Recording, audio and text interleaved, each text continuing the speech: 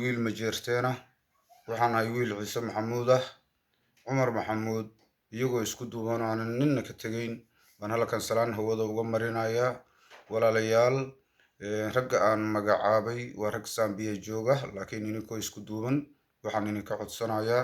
in ay garab istaagtaan anoo aan midna ka tegayn cumar maxamuud waa soo kaymid waa tolkay allah ina barakeeyo walaalayaal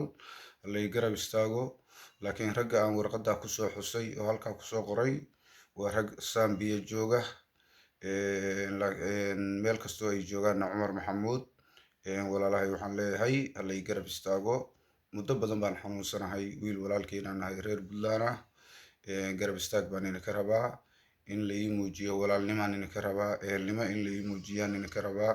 walaalayaal xanuunku xishood ma leh waan xanuunsanahay 15 sano baan naafo ahay xoogayga ka fadhiyaa waxaan idinka codsanayaa walaalayaal ilma adeerayaal tolow waxaan idinka codsanayaa allay garab istaago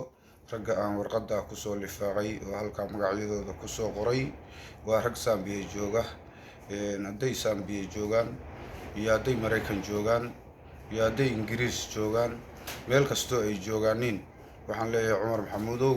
fadhiga ha layga kaco iyo ciddii kaleeto muslimaba